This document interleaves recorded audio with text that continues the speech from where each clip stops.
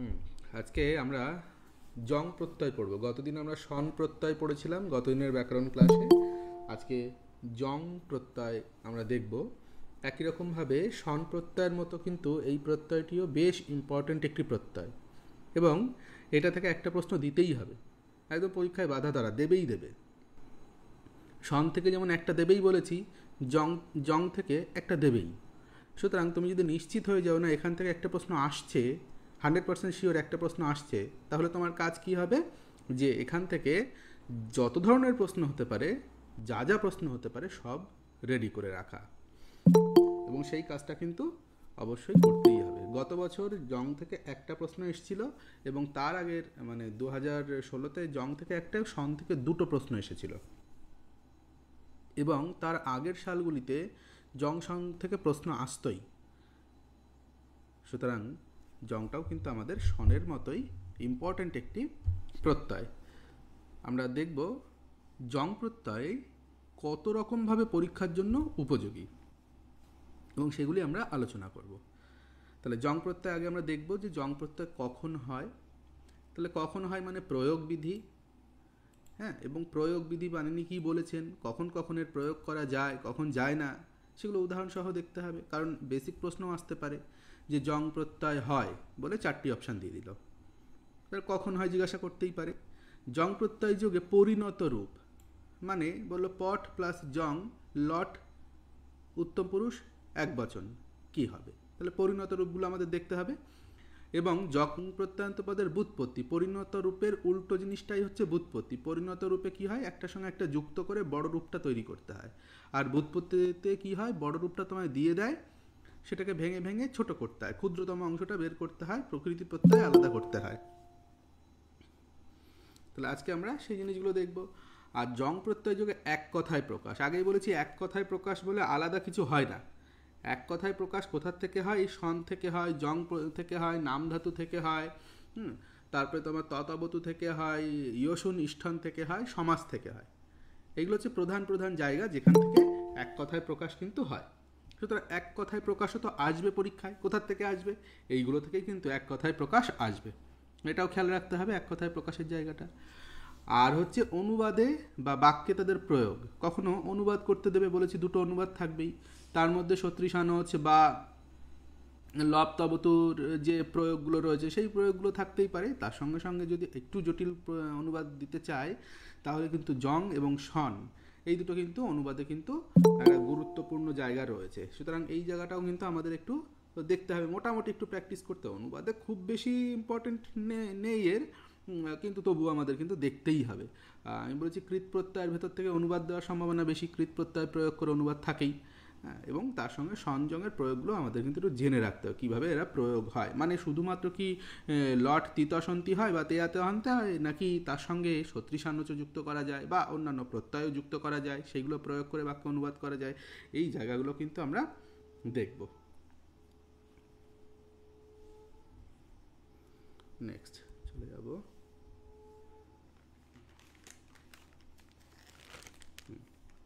জং প্রত্যয়, তাহলে জং প্রত্যয় কোথায় যুক্ত হয়, কার পরে যুক্ত হয়, ধাতুর পরে যুক্ত হয়। সুতরাং জং প্রত্যয়ও একটি কৃত প্রত্যয়।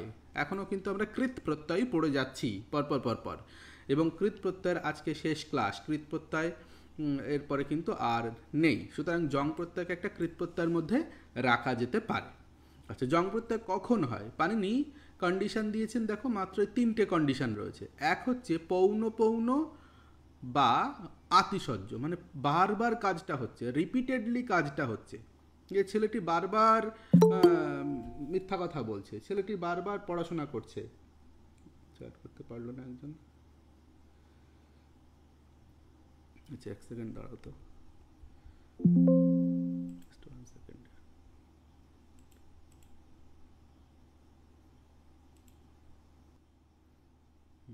জয়েন করেছে, অসুবিধা নেই।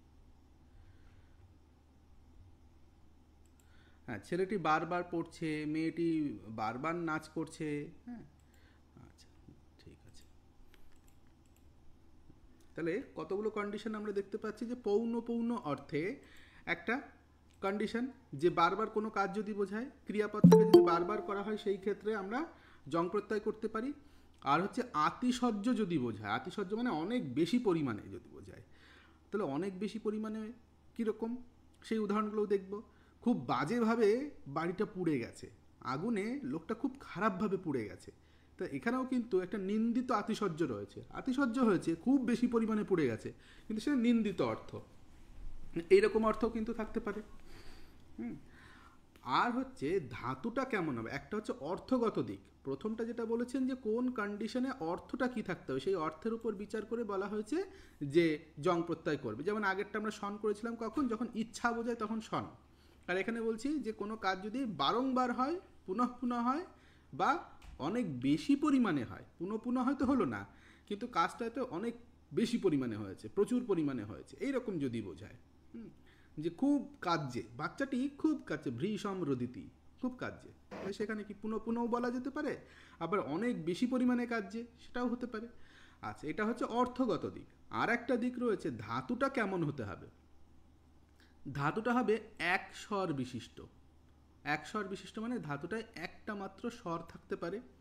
যেমন দা ধাতু, পা ধাতু, গই ধাতু, এগুলোতে দেখো সব একটা করে স্বর রয়েছে। আবার কিছু ধাতু রয়েছে যেগুলো ধাতুতে আদিতে ব্যঞ্জন বর্ণ রয়েছে, তাহলে আদিতে ব্যঞ্জনে পঠ ধাতু, আদিতে ব্যঞ্জন বর্ণ রয়েছে। গম ধাতু, আদিতে ব্যঞ্জন বর্ণ রয়েছে। লব ধাতু, আদিতে ব্যঞ্জন বর্ণ রয়েছে। কিন্তু জাগরি ধাতু, জাগরি ধাতুতে আদিতে ব্যঞ্জন বর্ণ থাকলেও দুখানা স্বর রয়েছে।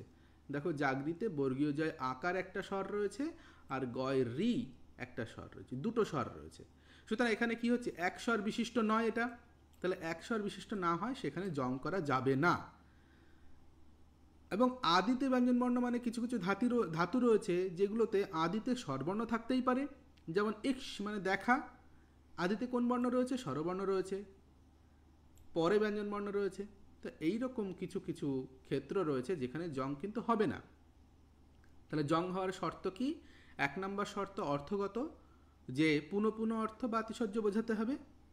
দু নম্বর হচ্ছে ধাতুটাকে হয় একটা স্বর বিশিষ্ট হতে হবে, অথবা শুরুতে ব্যঞ্জন বর্ণ থাকতে হবে। শুরুতে স্বরবর্ণ থাকলে হবে না, যদিও এই নিয়মের কিন্তু ব্যতিক্রম রয়েছে, জঙে বেশ কিছু ব্যতিক্রম রয়েছে, কিন্তু এটা প্রধান নিয়ম। ব্যতিক্রম অল্প কিছু জায়গাতে হয়, সেই অল্প কিছু জায়গা আমাদের আলাদা করে পড়তে হবে। যেমন অট ধাতু, অট অয় হসন্ত, অট মানে ভ্রমণ করা, অটতি, অটত, অটন্তি, এইরকম রূপ হয়। তাহলে অট ধাতু মানে ভ্রমণ করা, শুরুতে কী কার রয়েছে, অকার রয়েছে। তাহলে অকার একটি স্বরবর্ণ, তাহলে কি জং হবে, হ্যাঁ ওইটা ব্যতিক্রম, ওইখানে জং হবে। কিন্তু ম্যাক্সিমাম যে স্বরযুক্ত ধাতু, যেখানে আদিতে স্বর রয়েছে এবং অবশ্যই দুটো অক্ষর থাকতে হবে, দুটো বর্ণ থাকতে হবে, তখন আবার কিন্তু জং হবে না। সহজ কথায় জং কখন হয়, এক কথায় উত্তর হচ্ছে পুনঃ পুনঃ কোনো কাজ যদি সংঘটিত হয় তখন আমরা সেই ধাতুর উত্তর জং প্রত্যয় করতে পারি। এটা হচ্ছে প্রথম উত্তর। এইবার হচ্ছে টেকনিক্যাল কন্ডিশন যদি দেখতে বলে না ধাতুটায় কি স্বর আছে কি স্বর নেই, তখন আমরা বলবো না ধাতুতে যদি একটা স্বর থাকে তাহলে জং করা যেতে পারে, অথবা ধাতুর শুরুতে যদি ব্যঞ্জন বর্ণ থাকে তাহলে জং করা যেতে পারে। ব্যতিক্রম বলতে হয় না, ব্যতিক্রমগুলো আলাদা করে পড়তে হয়। আচ্ছা, পাণিনি কি বলছেন, এই যে দুটো কথা তো এখানে লেখা রয়েছে। পাণিনি বলছেন ধাতো কোথায় যুক্ত হবে, ধাতুর পর যুক্ত করো। তাহলে ধাতুর পর যুক্ত হয় কারা, সব কৃৎ প্রত্যয় ধাতুর পর যুক্ত হয়। এবং তিনি বলছেন একাচ, কেমন ধাতু, এক অচ বিশিষ্ট ধাতু, এক স্বর বিশিষ্ট ধাতু। হলাদে, আদিতে হল আছে এমন ধাতু, এমন ধাতুতে জং প্রত্যয় হয়, এমন ধাতুতে জং হয়। ধাতুর চেহারা থেকে উনি বললেন যে ধাতুর চেহারা যদি এক স্বর বিশিষ্ট হয় এবং আদিতে হল থাকে তাহলে আমরা জং প্রত্যয় করব। এবং কি বললেন, ক্রিয়া সমভিহারে, এই শব্দটার মানেই হচ্ছে পৌনঃপুন্য। হ্যাঁ, বারবার ক্রিয়ার বারংবার সংঘটন হবে, ক্রিয়াটি বারবার সংঘটিত হবে, এই রকম যদি হয়, এটা অর্থগত দিক, এই রকম যদি হয় তখনই কিন্তু আমরা বলবো যে এখানে জং প্রত্যয় হয়েছে। তাহলে সহজ কথায় উত্তর হচ্ছে পৌনঃপুন্য অর্থে হয়। আচ্ছা, এখানে সূত্রটা কি খুব বেশি পড়ার দরকার রয়েছে না, জংয়ের সূত্র কিন্তু খুব বেশি ইম্পর্টেন্ট নয়, তবু আমরা পড়ে রাখবো, একটা সূত্রই পড়বো, আর কোনো সূত্র কিন্তু জংয়ে আমরা পড়বো না। জাস্ট একটা সূত্র, প্রধান সূত্র, আর কোনো সূত্র পড়ার দরকার না। আর প্রধান সূত্র মানেই দেখো সেই অর্থ, জং কখন হয়। তুমি বাংলাতেও যদি পড়ো জং কখন হয়, পৌনঃপুন্য অর্থে। পাণিনি বলে দিয়েছেন ক্রিয়া সমভিহারে, একই কথা। এবং কখন আর টেকনিক্যালগুলি কখন হয় বলছে একস্বর বিশিষ্ট আর ব্যঞ্জনবর্ণযুক্ত যদি আদিতে ব্যঞ্জনবর্ণ থাকে, ঠিকই বলছে, একই কথা উনি বলছেন, বা উনি যেটা বলেছেন সেটাই আমরা বাংলাতে বলছি, একাচ হলাদে ধাত, এরকম হলে হয়। তাহলে সূত্র মনে রাখলে না আরও সহজ হয়ে যায় জিনিসটাকে মনে রাখতে, কারণ সূত্রটা অতি সংক্ষেপে অনেকটা কিছু বলে দেয়। আচ্ছা, জঙের কি থাকে? অন্যান্য প্রত্যয়ের ক্ষেত্রে যেমন যেমন বলেছি কিছু না কিছু একটা অবশিষ্ট থাকে, সনের জন্য স থাকে, জঙেরও একটা অবশিষ্ট থাকে জ। জ মানে পুরো জটাই থাকে, জয় হসন্ত না, শুধু এই উময় হসন্তটা লোপ পেয়ে যায়, বাকি কিন্তু পুরোটাই অবশিষ্ট থাকে। সন প্রত্যয়ের ক্ষেত্রে আমরা দেখেছিলাম সন আর জংটা না একটু মিশিয়ে পড়বে, কারণ পরীক্ষার হলে অপশান দেবে সন আর জং দুটো দিয়েই কিন্তু পরীক্ষায় অপশান দেবে, মানে যে 4টে অপশান দেবে তার মধ্যে জংয়ের উত্তরের মধ্যে সনের অপশান দিয়ে দেবে, সনের অপশানের মধ্যে জংয়ের উত্তর দিয়ে দেবে। তাহলে তোমাকে চিনতে হবে কোনটা সন হয়েছে কোনটা জন হয়েছে, যাতে গুলিয়ে না যায়। আচ্ছা, সনে আমরা কি দেখেছিলাম? পরস্মৈপদী হচ্ছে ধাতু, আত্মনেপদী হচ্ছে, হ্যাঁ, একবার দেখছি কখনো পরস্মৈপদী হচ্ছে জিজ্ঞাসতে, হ্যাঁ, জ্ঞা ধাতু পরস্মৈপদী হওয়া সত্ত্বেও আত্মনেপদী হয়ে গেল। হ্যাঁ, আবার কখনো দেখছি ধাতুটা সি সেবি সতে আত্মনেপদী ধাতু আত্মনেপদী হচ্ছে, পরস্মৈপদী ধাতু আত্মনেপদী হচ্ছে, উভয়পদী ধাতু আত্মনেপদী পরস্মৈপদী দুটোই হচ্ছে, মানে একটা ভ্যারাইটি ছিল, পরস্মৈপদী আত্মনেপদী দুদিকেই আমরা উদাহরণ পেয়েছি। এইখানে সেই ঝামেলা নেই, এখানে জং মানেই তোমাকে আত্মনেপদী করতে হবে, অন্য কিছু কিন্তু তোমার আর করার দরকার নেই। তাহলে জং মানেই আত্মনেপদী করলে হয়ে যাবে, সুতরাং তোমাকে আত্মনেপদীই করতে হবে, আর কোনো অপশান কিন্তু তোমার কাছে থাকছে না, পরস্মৈপদীর কোনো অপশান থাকছে না।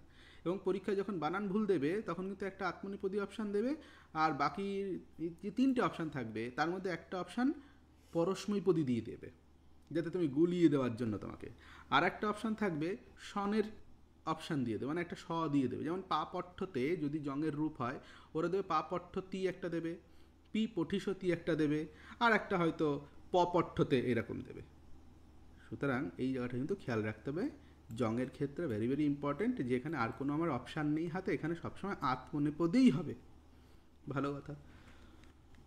সন প্রত্যয়ের মতো জং প্রত্যয়ও ধাতুর দ্বিত্ব হয়। সনে আমরা যখন ফরমেশন করেছিলাম তখন সনে পট পট সন তি এইভাবে আমরা দেখেছিলাম, পি পঠি সতি, ঠিক একই রকমভাবে এখানেও ধাতুটার দ্বিত্ব হয় বা অভ্যস্ত হয়। ধাতুটা অভ্যস্ত, এটা টেকনিক্যাল টার্ম, অভ্যস্ত হয়, আমরা সহজভাবেই বলতে পারি যে ধাতুটি দ্বিত্ব হয়। এবং অভ্যস্ত হলে আগে সনে যেমন যেমন হয়েছে এখানেও ঠিক তেমন তেমন হবে, আলাদা কিছুই নয়। ঠিক একই রকম ধাতু দুবার হবে, তারপরে দুবারের মধ্যে প্রথম যে ধাতুটা লিখছি তার শেষের ব্যঞ্জনবর্ণটা লোপ পেয়ে যাবে, একটা স্বরবিশিষ্ট অংশটা অবশিষ্ট থাকবে, এইভাবে যে স্টেজগুলো আমরা দেখেছিলাম মোটামুটি সেই স্টেজগুলো আমরা এখানে ফলো করব। আচ্ছা, সনন্তের ন্যায় যে কথাটা বললাম, সনন্তের ন্যায় জঙ্গন্ত একটা নতুন ধাতু তৈরি করে, স্বতন্ত্র ধাতু তৈরি করে, স্বতন্ত্র ধাতু বলে গণ্য হয় এবং ধাতু কার্য প্রাপ্ত হয়। কেমন? যেমন পি পঠিসতি যখন পড়েছিলাম, পা প্লাস সন লট তি, পি পঠিসতি, তো তিটা যদি বাদ দিই তার আগের পর্যন্ত হচ্ছে ধাতু পি পঠিস একটা ধাতু, তুমি তারপরে তি ত সন্তি সি থস থ মি বস ম সব কিছুই যুক্ত করতে পারো, তাই না? এবং তুমি সানজ প্রত্যয় সত্রী প্রত্যয় যুক্ত করতে পারো, ধাতু যদি পরস্মৈপদী হতো, সত্রী ধাতু যদি আত্মনেপদী হয়, সানজ সবকটাই করতে পেরেছো।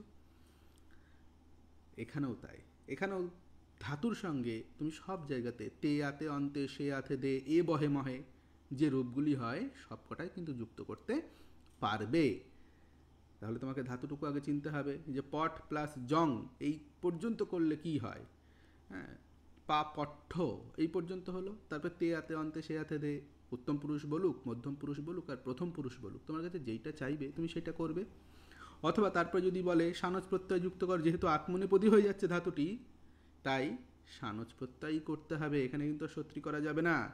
হ্যাঁ, যদি সানজের প্রয়োজন হয় তখন আমরা সানজ করব, মানে সেই অর্থ যদি বোঝায় তাহলে সানজ করব, সত্রী করা যাবে না, কারণ ধাতুটা আত্মনেপদী ধাতু। এইভাবে কিন্তু আমরা বিচার করব। এবং এই জঙ্গন্ত যে ধাতুটা তৈরি হবে, নতুন করে যে তৈরি হবে পাপট্ঠতে যে রূপটা হলো, সেই রূপটা কোন ধাতুর মতো হবে, কোন গণীয় ধাতুর মতো হবে? একদম সহজ, ভাদিগণীয় আত্মনেপদী, যেমন লব ধাতু, শেব ধাতু তাদের যে রূপ হয় সেই রকম হবে।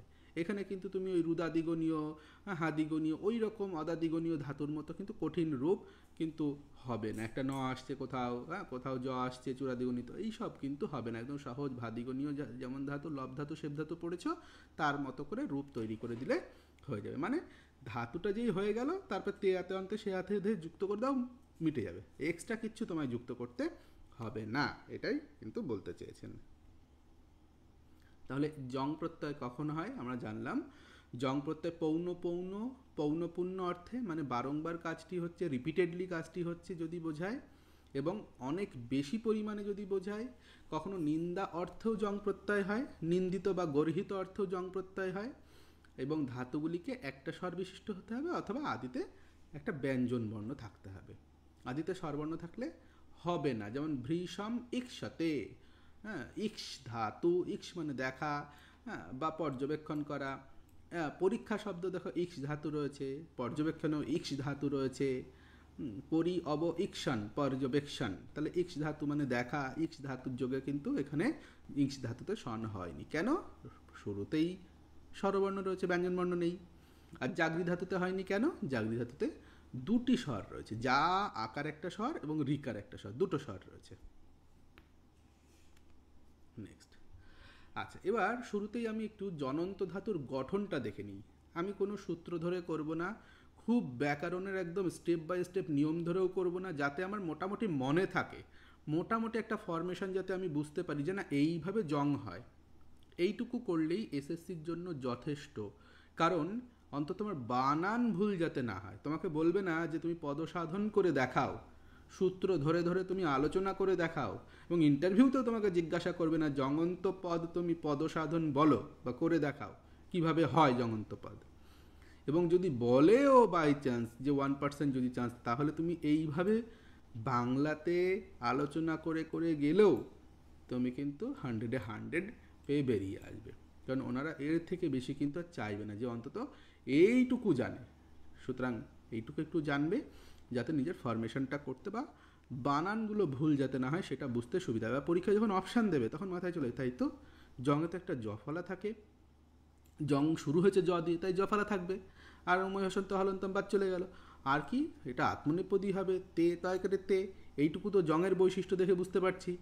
এইভাবে যদি একটু পড়ো, তাহলেও কী হবে, বানান ভুলের হাত থেকে বাঁচা যাবে। এবং আগেরটুকু কীভাবে হলো সেটাও যদি আমরা দেখে নিই, তাহলে কী হবে, তোমার অপশান পর্যন্ত গিয়ে সঠিকটা বের করতে সুবিধা হবে। আমাদের এইটুকুই কাজ, তার বেশি কোনো কাজ নেই এখান থেকে। তা পট প্লাস জং, তাহলে জং হলে কী হয়, ধাতু অভ্যস্ত হয় বলেছি। অভ্যস্ত হয় মানে দীপ্ত হয়। আমরা দুবার লিখব, পট পট জং, ঠিক একই রকম সনের মতোই কিন্তু হলো, ধাতু দ্বিত্ব হয়েছে, এইভাবে বলেছি। আর প্রথমটা শুধু সূত্র দিয়েছি, একটা সূত্র দিয়েছি, জং হওয়ার সূত্রটা কি। আচ্ছা, নেক্সট রয়েছে এই যে প্রথম যে পটটা রয়েছে, আমরা বলেছিলাম এটার নাম হচ্ছে অভ্যাস। প্রথম পার্টটার নাম হচ্ছে অভ্যাস। ধাতু যখন দ্বিত্ব হয় তার প্রথম অংশের নাম হয় অভ্যাস। এই অভ্যাসের এক স্বর বিশিষ্ট যেটা, মানে অভ্যাসের স্বরযুক্ত যেটা, সেটা অবশিষ্ট থাকে। বাকি দেখো ঠ চলে গেছে, শুধু পটা রয়ে গেছে। পকে আমি শুধু আলাদা করে দেখিয়ে দিয়েছি, পয়ে একটা স্বর আছে। কি স্বর আছে? হ্রস্বস্বর আছে, অকার আছে। আর কি করেছি এখানে পরিবর্তন, বলেছি উময় হসন্ত লোপ পেয়ে যাবে, কি অবশিষ্ট থাকবে জঙের, দেখো জঙের জ অবশিষ্ট রয়েছে। আর এই দ্বিতীয় পট ধাতুর এইটার কোনো কিছু চেঞ্জ আপাতত আমরা কিছু করিনি। তাহলে একদম সহজ চেঞ্জ কি করলাম, প্রথম যে পট ধাতু তার ঠয় হসন্ত লোপ করলাম, আর শেষে জঙের উময় হসন্ত লোপ করলাম। তাহলে বাকিটা যা পড়ে রয়েছে। এইবার সহজ নিয়ম কি, যে ধাতুর যে অভ্যাস অংশ, ভালো করে বুঝবো। অভ্যাস মানে হচ্ছে যেখানে দ্বিত্ব হয় তার প্রথম অংশটাকে অভ্যাস বলা হয়। তুমি বলতেই পারো ধাতুটাকে আমি দুবার লিখেছি, তার প্রথম যে ধাতুটি রয়েছে, এইভাবেও বলতে পারো, অথবা ধাতুর যেটি অভ্যাস, এইভাবে বলতে পারো, যেটা সুবিধা হয়। তাহলে যে অভ্যাস অংশ, দ্বিতীয় ধাতুর প্রথম অংশ, সেখানে যদি পয় হসন্ত থাকে, সেখানে যদি অকার স্বর হিসাবে থাকে, তাহলে একটা নিয়ম কি, আকার হয়ে যাবে। একটা বড় নিয়ম, যেখানে যেখানে আমি দেখব অকারযুক্ত ধাতু রয়েছে, সেই অকার অভ্যাসের অকারটা কি হয়ে যাবে, আকার, বৃদ্ধি ঘটলো। সব জায়গায় আবার ঘটবে না কিন্তু বৃদ্ধি, শুধু অকারের ক্ষেত্রেই বলেছে। রস্যিকার থাকলে বৃদ্ধি হবে না, সেখানে আবার গুণ হয়েছে, একার হয়ে গেছে। রস্যকার থাকলে ওকার হয়েছে, তাহলে অকার থাকলে আকার হয়েছে। এইটুকু যদি আমি মনে রাখি, তাহলে এই ফরমেশন করার সময় কি করব, এই জায়গাটায় অকারটাকে আকার করে দেবো, তাহলে পা হয়ে গেল, এখানে পা। আর পঠের সঙ্গে জ যুক্ত করে দাও, পঠের সঙ্গে জ যুক্ত করে দিলে কি হবে, পঠ হয় জফালা হয়ে যাবে, তাহলে পা পঠ্য। একদম সহজ। দেখো নতুন এখানে একটা ধাতু, তো এই পর্যন্ত হচ্ছে নতুন ধাতু। আর কোনো স্টেপ কিন্তু তোমার প্রয়োজন এখানে নেই, কোনো চেঞ্জেসও বিশেষ কিছু হয়নি। চেঞ্জেস বিশেষ কিছু হয়নি বলতে কি বোঝাচ্ছি, যে কোনো কটা জ, হ্যাঁ, হটা গ, এরকম কিছু, হটা জ এরকম কিছু এইখানে হয়নি, অন্য জায়গাতে হবে। অন্য জায়গাতে অক্ষরে চেঞ্জ হয়, তৃতীয় বর্ণ কখনো কখনো মানে ক বর্গ, কখনো কখনো চ বর্গ হয়ে যায়। সেই চেঞ্জগুলো আমরা পাশে পাশে লিখে লিখে করব, যখন যেখানে চেঞ্জ দেখবো সেটা কয়েকটা জায়গাতেই হবে, লিমিটেড হাতে গোনা জায়গাতেই হবে, সেই জায়গাগুলো আমাদের একটু মনে রাখতে হবে। আচ্ছা, তাহলে এইটুকু আমরা বুঝলাম, পাপঠ্য পর্যন্ত একটা ধাতু হলো। এইবার আমরা কি করব, লট তে আতে অন্তে সে আতে দে এ বহে মহে, তুমি যা খুশি যুক্ত করতে পারো, বা তুমি যা যুক্ত করতে বলবে সব যুক্ত করা যাবে। এবং ধাতুটা কি ধাতু, আত্মনেপদী ধাতু। তাহলে ধাতু যদি আত্মনেপদী হয় তাহলে তুমি কি করতে পারবে, তারপরে সানজ প্রত্যয় করতে পারবে যদি প্রয়োজন হয়। হ্যাঁ, সত্রী কিন্তু করা যাবে না, কারণ সত্রী হয় পরস্মৈপদী ধাতুতে, সানজ হয় আত্মনেপদী ধাতুতে। তাহলে এই পর্যন্ত আমরা পেয়ে গেলাম পা পঠ্যতে। ঠিক একই রকমভাবে যদি বদ ধাতু বলা হয়, বদ ধাতুর সঙ্গে জং করলাম, জং করলে কি করব, ধাতুটাকে আমরা দুবার লিখব, বদ বদ জ। জ কোথার থেকে এলো, জং থেকে এলো, ওময় হসন্তটা বাদ দিলেই জ থেকে যায়। কত সহজ দেখো প্রত্যয়। হ্যাঁ সহজ তো অবশ্যই, কিন্তু এই 70% 80% একদম সহজ, কিন্তু আমরা মাথা ঘামাই সব কিছু নিয়ে। 70% 80% মাথা ঘামানোর দরকার হয় না, লাস্ট যে 20% 30% পড়ে থাকে, যেগুলো একটু নিয়ম আলাদা আলাদা, ওইটুকুনি মাথা ঘামাতে হয়। তাহলে কি হয়, ব্রেনে প্রেশারও কম পড়ে। আর আমি টেকনিক্যালি যদি জেনেই যে সব এরকম হবে, তাহলে পরীক্ষার হলে যদি এই সোজাগুলোর থেকে দেয়, আমার ভুল হওয়ার সম্ভাবনা জিরো হয়ে যাবে। আচ্ছা যাই হোক, বদ প্লাস জং, তাহলে বদকে আমি দুবার লিখলাম আর জংয়ের জ লিখলাম। এবার প্রথমে কি বলেছি, প্রথম দটা কেটে দাও, হয়ে গেল ব হয়ে গেল। এই বটায় কি হয়ে যাবে, অকার রয়েছে তাই আকার হয়ে গেল, বা হয়ে গেল। ব্যাস, এটা হচ্ছে প্রথম অভ্যাসের নিয়মটা আমার শেষ। আর বাকি যা আছে তাই, বাকিটায় কোনো পরিবর্তন নেই। ব দয় জফালা হয়ে যাবে, বদের সঙ্গে জ যুক্ত করলে দয় জফালা হয়ে গেল বা বদ্ধ। ব্যাস, আমার ধাতুটা তৈরি হয়ে গেল। তিনটে স্টেপ, একটা দুটো তিনটে, তিনটে স্টেপে তোমার ফরমেশন হয়ে গেল জঙন্ত পদের। এইবার লট তি তসন্তি যা যুক্ত করে সেটা তো আলাদা। এবার যদি উল্টোটা দেয়, বা বদ্ধতে দিল, কি করে বুঝবে এটা জং হয়েছে, প্রথম কথা দেখো তে আলাদা করে দাও। তে হয়েছে মানে আত্মনেপদী হয়েছে, এটা লট তে। আর যদি লোট হতো তামাতামন্তম হতো, অন্য কোনো হলে সেইভাবে হতো। তাহলে তেটাকে আলাদা করলাম, পড়ে থাকলো কি, বা বদ্ধ, দয় জফালা আছে, তাহলে জফালা কোন প্রত্যয়ে হয়, আর বা বদ্ধ ধাতুটা দুবার হয়েছে, দ্বিত্ব হয়েছে, দ্বিত্ব একমাত্র শন আর জঙেই হয়, অন্য কোথাও হয় না। তাহলে দ্বিত্ব হয়েছে, তাহলে শন হওয়ার সম্ভাবনা আছে আর জং হওয়ার সম্ভাবনা আছে। যৎ প্রত্যয় লব প্রত্যয় এগুলো হওয়ার সম্ভাবনা নেই। তাহলে আমরা কি বলবো, যে জফলা রয়েছে তাহলে জং প্রত্যয় হবে, শনে তো দন্তস্ব থাকে, এইভাবে কিন্তু বুঝতে পারবে। আচ্ছা, আর যদি শন হতো তাহলে কি হতো, বদ্ধাতু পরস্মৈপতি বি বদিসতী হয়ে যেত, বয়রসী হয়ে যেত, ধাতুর শুরুতে রসিকার থাকবে বলেছি।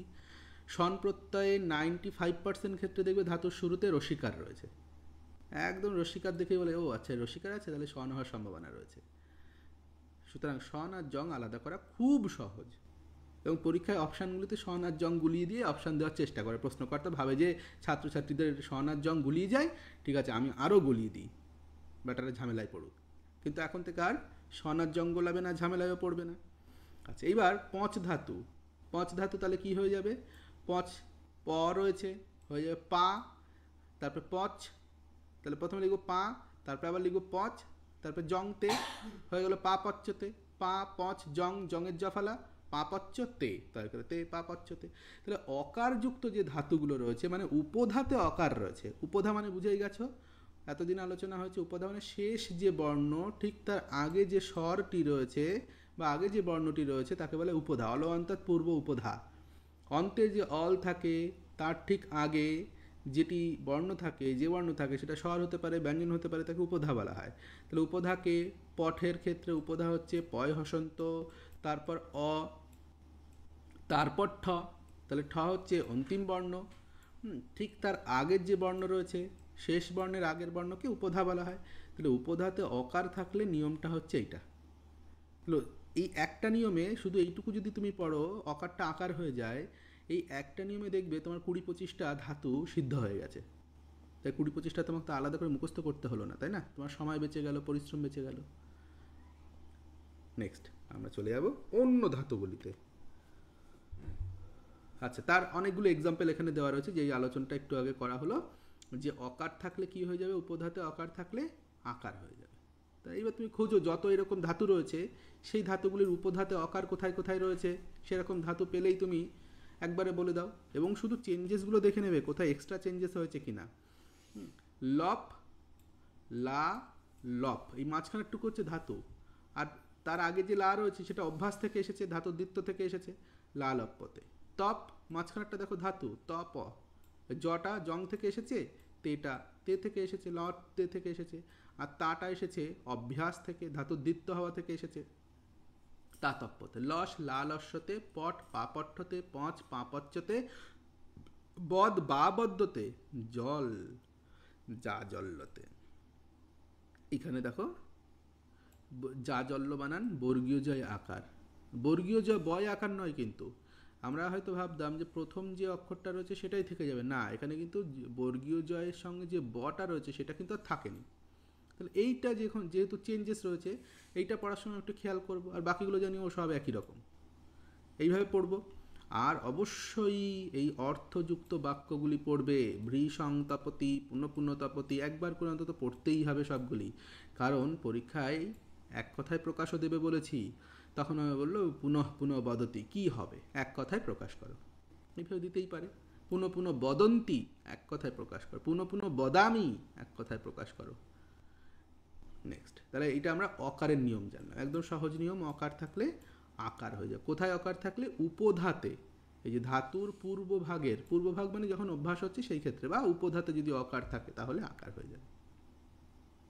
কিন্তু অকার যদি না থাকে, যদি রস্যইকার বা দীর্ঘইকার থাকে, তাহলে একার হয়ে যাবে। যদি রস্যুকার বা দীর্ঘকার থাকে তাহলে ওকার হয়ে যাবে। কত সহজ দেখো, অকার থাকলে আকার মানে বৃদ্ধি, রস্যই দীর্ঘই থাকলে একার মানে গুণ, রস্যু দীর্ঘ থাকলে ওকার মানে গুণ হলো। ব্যাস এইটুকু যদি মনে রাখি, দেখবে অনেকগুলি ধাতু তোমার তৈরি হয়ে যাবে।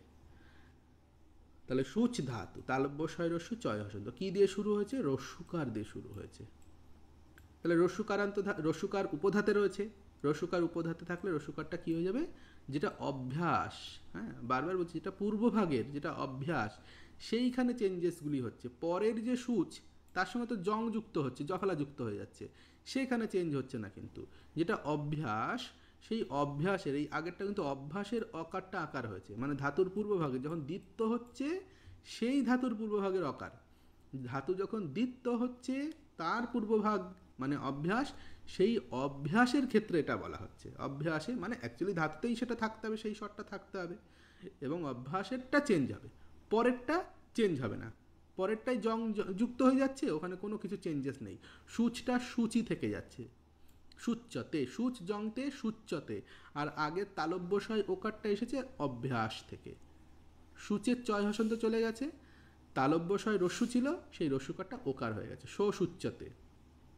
ভৃসং শোচতি, দীপ ধাতু, দীপনার প্রজ্বলিত হওয়া, দে দীপপতে, তাহলে দীর্ঘিকার রয়েছে, দীর্ঘিকার থাকলে কী কার হতে পারে, একার হতে পারে। এইটুকু মনে রাখো, এবং বাড়িতে একটু প্র্যাকটিস করো জিনিসটা, নিজে নিজে লিখে লিখে, দেখি তো কোথাও চেঞ্জ আছে নাকি, আলাদা কিছু হয়েছে নাকি। ভৃসং দীপপতে, রুদ্ধাতু, রো রুদ্দতে, কেন রো রুদ্দতে হলো, রুরুদ্দতে কেন হলো না, কারণ রুদ্ধাতুতে রয় রস্যু দিয়ে হয়েছে, আর আমরা জানি রস্যুকার থাকলে কি হয়ে যাচ্ছে, তার গুণ হচ্ছে, মানে ওকার হয়ে যাবে, ঠিক ওকার হয়ে গেছে। পুনঃ পুনঃ রোদিতি, সিচ ধাতু, শিশিচ্যতে শেষিচ্যতে, এইভাবে বইতে মানে তোমাকে অপশান দেবে, তাহলে শিশিচ্যতে হবে না শেষিচ্যতে হবে, তুমি তখন খেয়াল করো, তাই তো রস্যিকার ছিল ধাতুতে, রস্যিকারটা কি হয়ে যাবে, গুণ হয়ে যাবে, একার হয়ে যাবে, একার হয়ে গেছে। আচ্ছা, ভিদ ধাতু একই রকম, ভিদ ভিদ, কিন্তু ওই ভটা দেখো চতুর্থ বর্ণটা তৃতীয় বর্ণ হয়ে যায়, ভটা ব হয়ে যায়, অভ্যাসের ভটা ব, সুতরাং এই জায়গাটা দেখো একটু অক্ষরের চেঞ্জ হয়েছে। আগেরটাও যেমন অকার পড়ানোর সময় দেখলাম সব একই রকম, শুধু জল ধাতু চেঞ্জ হয়েছে। এখানেও দেখো ভিদের ভটা ব হয়েছে, এবং এটা ম্যাক্সিমাম জায়গাতেই ভটা ব হয়। কীরকম অন্য জায়গায় দেখি, এখানেও দেখো ভুজ ধাতু, ভুজ ধাতু রসুকারটা ওকার হয়ে যাবে আর ভটা ব হয়ে যাবে। তাহলে ভটা ব হয়ে যায় জংয়ের ক্ষেত্রে, এইভাবে যদি আমরা মনে রাখতে পারি তাহলে আমরা কয়েকটা ধাতু, দুটো তিনটে ধাতু এইভাবে সলভ হয়ে যাবে। তাহলে ভিদ ধাতু হয়ে গেল বে ভিদ্যতে, বে ভে ভিদ্যতে নয়, বে ভিদ্যতে। পরীক্ষা কিন্তু তোমাকে বে ভিদ্যতে যেমন দেবে, ভে ভিদ্যতে এইরকম একটা অপশান দেবে। সুতরাং খেয়াল করবে ভিদ ধাতুর ভ দিয়ে রয়েছে, এই ভটা ব হয়ে যাবে। ভুজ ধাতু ভ দিয়ে রয়েছে, এটা কি হয়ে যাচ্ছে, একটা ব হয়ে যাচ্ছে, অভ্যাসেরটা চেঞ্জ হয়ে যাচ্ছে। আর রস্যুটা তো ওকার হচ্ছে, ওটা কমন নিয়ম, সবার জন্য হয়েছে। আচ্ছা, শ্রু ধাতু, এখানেও দেখো একটু চেঞ্জেস আছে। শ্রু ধাতু কি হয়েছে, তালব্য শয় রফালা রস্যু রয়েছে, এটা এখানে দেখো দীর্ঘকার হয়ে গেছে, সুশ্রুয়তে, হ্যাঁ শশ্রুয়তে, এইটা কিন্তু একটু দেখবে যেটা দীর্ঘকার হয়ে গেছে। এটা একটু দেখো তো দীর্ঘকার আছে নাকি, কারো কাছে বই আছে এখন? হ্যাঁ দীর্ঘকার আছে।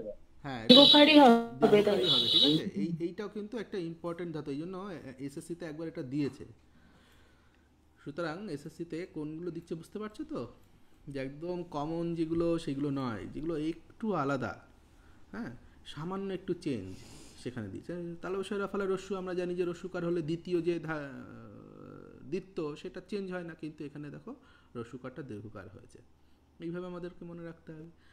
আচ্ছা, আর দেখো শশ্রুয়তে অন্তস্তয় অ, এখানে অন্তস্তয় অ হয়েছে কেন, ওই জটা অ হয়েছে কারণ স্বরান্ত ধাতু, তাই হ্যাঁ এক স্বর বিশিষ্ট ধাতু, তাই তালবসায় রাফালা রস্যু।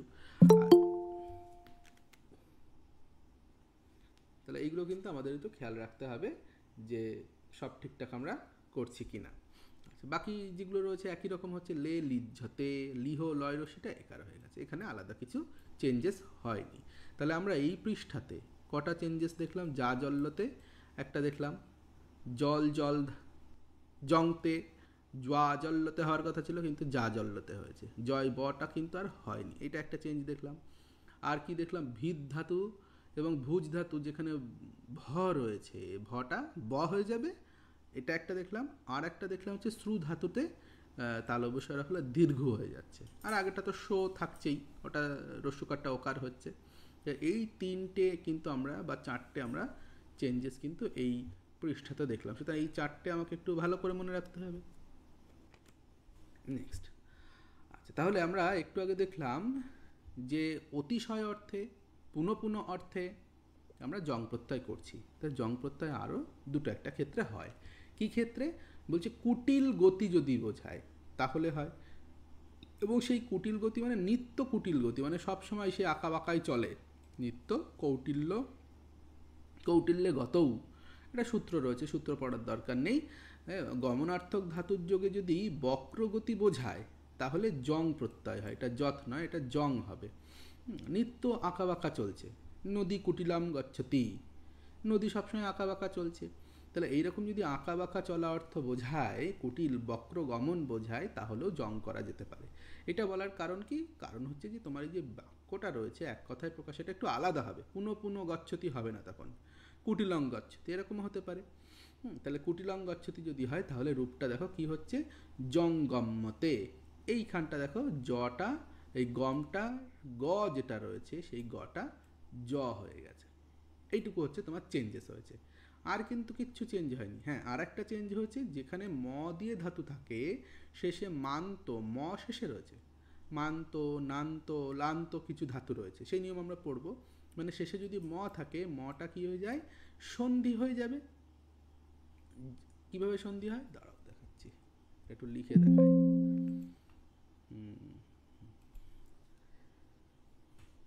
গম ধাতু,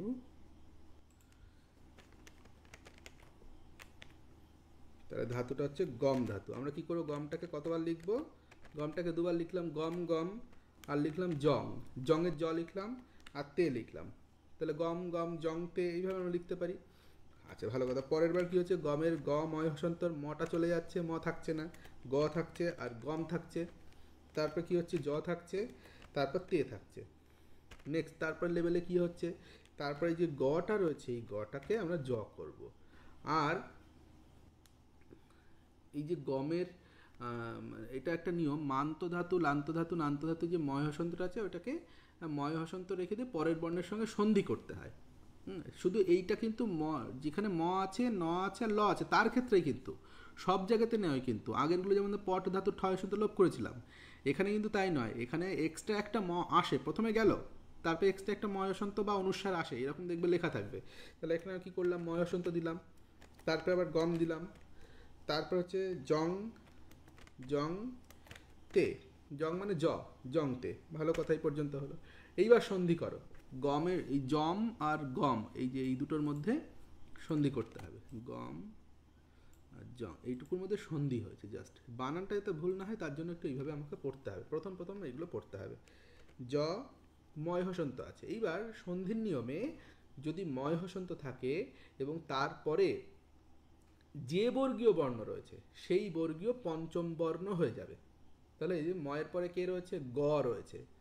গ কোন বর্গীয় বর্ণ, ক বর্গীয় বর্ণ, ক বর্গের পঞ্চম বর্ণ করো, ক খ গ ঘ উমা। তাহলে আমরা কি করে দেবো, উমা করে দেবো, ময় হসন্তর জায়গায় হয়ে গেল উমা। তাহলে ময় হসন্ত উমা কেন হলো, কোনো আলাদা নিয়ম না, এটা সন্ধির নিয়ম, এখানে জঙের কোনো নিয়ম নেই। তাহলে উময় হসন্ত।